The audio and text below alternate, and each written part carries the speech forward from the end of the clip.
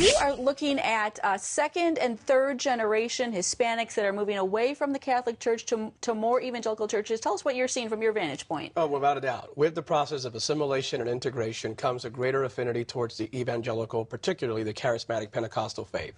It's an issue of customization, an issue of Pentecostals and evangelical churches saying, you could bring your culture with us and we'll accommodate accordingly.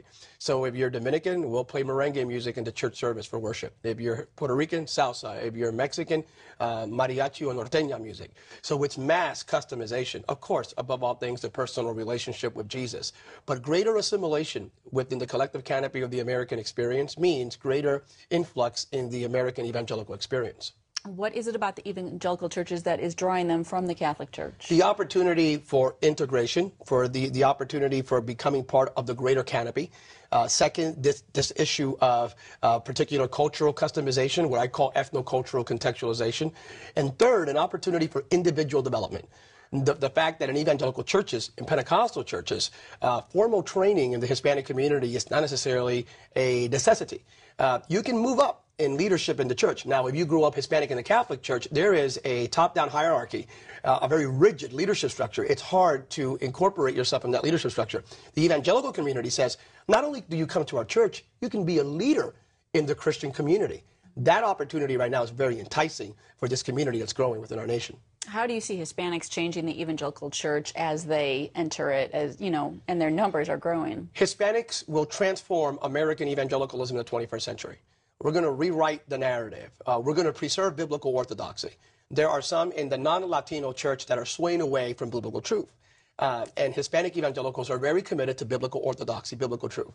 Second, they will reconcile what I call the vertical and horizontal planes of the Christian cross. It's Billy Graham and it's Mother Teresa or Martin Luther King Jr. in a blender with salsa sauce on top. So it's the message of salvation through Christ alone of Billy Graham with a justice piece. So it's both righteousness and justice, sanctification and service, covenant and community. It's both the vertical and the horizontal. That's going to be the significant chapter written by the Latino community as they transform American evangelicalism. It's both righteousness and justice. How do you think all these Hispanics and evangelical churches is going to change the way evangelicals look at immigration? Well, they will understand that immigration is not just a political issue. It's a prophetic and spiritual issue. The fact that Hispanics are here, not necessarily just to save their families.